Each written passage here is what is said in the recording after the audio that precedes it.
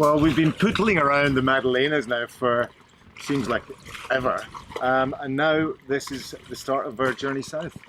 So farewell Madalenas, hello Eastern Sardinia, then Cagliari, then Tunisia. Yeah, it was great to be heading south, and joining us for the first part of that journey were some mates of ours, Becky and G, who chartered their own boat. Are you putting the fitness down because you think we don't know what we're doing? If you come any closer, I'll get the 40-pounders on you. So much fun sailing with someone else, isn't it? Oh, it makes such a difference. You know, you have the familiarity of and the safety of having another boat there, just in case something goes wrong. Come on, get your sails out. Don't you worry about us.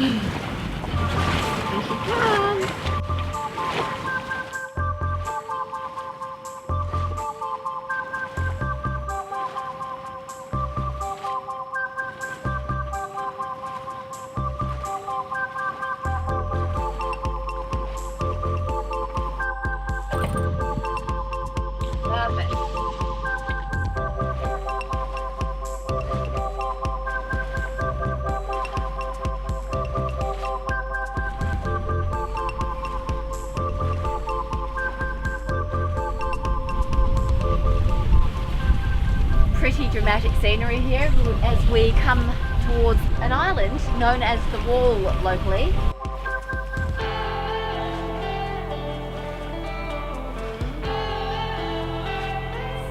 And apparently the smallest kingdom in the world.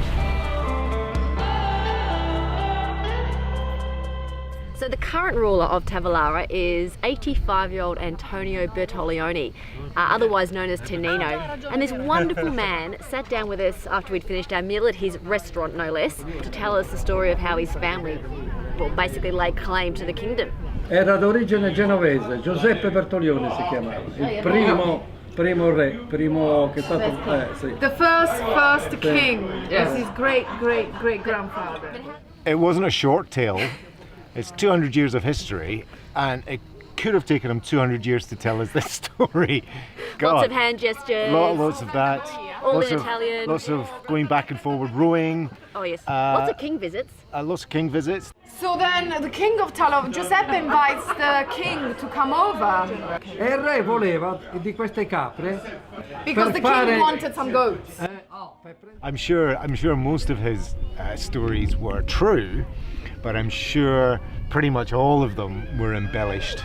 Well, yeah, they've had 5 generations to pass this down. But essentially, it's about a king, his infatuation for some goats, which were unique. Yeah, lots of goats, which were unique on the island. They managed to corner a few of these goats. E lì sono riusciti a prendere 3. And they got 3. Hanno vive 3. They gave the king 3 live goats, and in exchange, the king gave them the kingdom. Yeah. Re. King! King! Re! It was a terrific night. As it turned out, it was much more lengthy than we wanted, because when we got back to pick up her boat, she'd disappeared. So, talk me through it.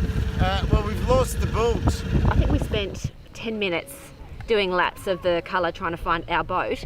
But then we saw this light out in the distance and thought, there's no way any boats can anchor out there. Yeah. It's got to be Boomerang. Three quarters of a mile away. It's pitch black.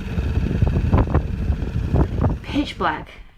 And we haven't got enough fuel in the dinghy. Fortunately, Becky and G had a spare fuel tank, so we took their fuel tank, took their torch, and hooned it out seabound.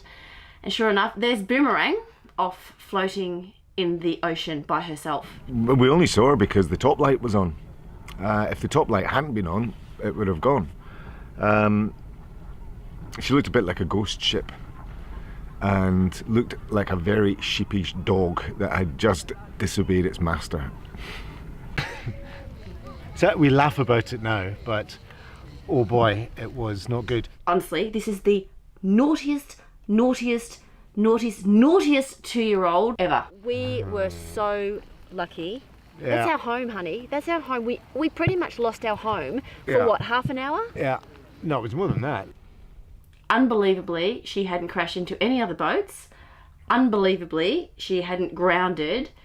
So what we think happened and what must have happened, because we had anchored there all day and there was no wind. Somebody dragged our anchor when they were putting their anchor down. It's the only explanation that could have happened. Yeah. Anyway, I don't have words. I have no words. I'm numb. I'm numb. I'm numb, darling. I'm so numb. It's like this boat at the moment. I want to put it on eBay at 6 a.m. What was that noise? Plastic bottle. I'm so on edge. I can't even tell you. So we've pranged our home. We've lost our home. We haven't yet sunk our Well, we've home. had our home towed. We had the home towed. I think that's the trifecta, isn't it? Anyway. Oh, doll. There they go. Don't lose her! The next day we had to say goodbye to Becky and G, but fortunately we found some other mates because we figured that we kind of needed company. Yeah, Andy and Claire Leake on sailing vessel Ula, they joined us and spent a month and a half almost with us, which was just brilliant fun. Behind us there, the sailboat you can see. New friends of ours we've met, Andy and Claire on board good ship Ula. It's absolutely fantastic when you've got somebody else sailing with you. Just gives you a bit more confidence or comfort, and it's just fun.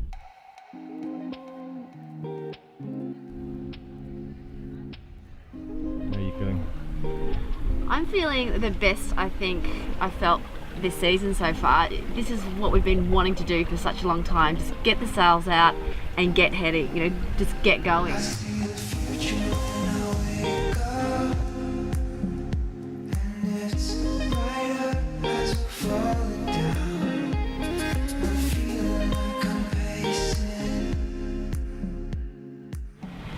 Taking a minor detour to see this rock formation, particularly a stunning 143 foot pencil rock, which is very, very popular with climbers. This is absolutely magnificent, this place. But you've got to time your arrival, don't you? Because all the day boats are there. Once they leave, you've got the whole place to yourself, which is just delightful. We're spending the night in a place called Kalaluna, and it's very famous for its caves. So up here, when we get closer, we'll be able to see inside these caves, and we're going to anchor here for tonight. After 9 hours of sailing, we've arrived here in this amazing place with all these grottos. You can see right to the bottom in about 10 metres of water. Fishies down the bottom there. It's quite loose sand, but we're dug in and very much looking forward to going over and exploring those caves.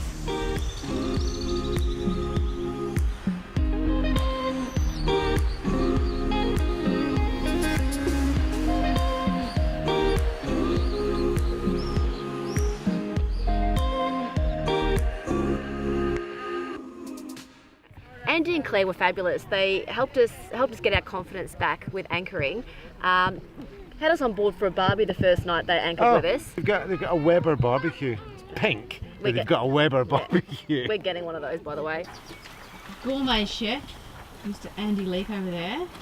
And look at, burgers with cheese on top. And the other thing that they showed us how to use a paddleboard, because we've been having this debate about whether or not we should get one. We're not getting one. You're going to test it first, darling, to see. If I start drifting out to sea, well, okay, the paddle goes round the other way, bizarrely. Now, please, you put the paddle vertical. That's it. Please go in, please go in, please fall in, please fall in. Try and keep your back more up, slightly more upright. don't speak. It's a bit straighter. The boat coming towards me. So here we have our resident expert, Andy Leake, showing Kel how to do paddleboarding. Excellent, this could be good. What could possibly go wrong? What about a little more standy rather than kneeling? There's more than a 5% desire in my heart for her to go in here, I have to admit. Stop looking at us, you're drifting away! I'm not close to panicking yet, but there is definitely slight concern that he's not getting any closer. You might want to try turning round. Could be in that bay over there fairly soon. Yeah. Hello, girl.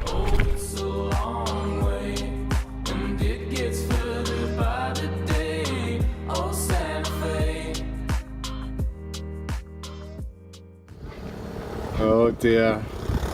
Someone's in trouble. Oh dear, oh dear, oh dear.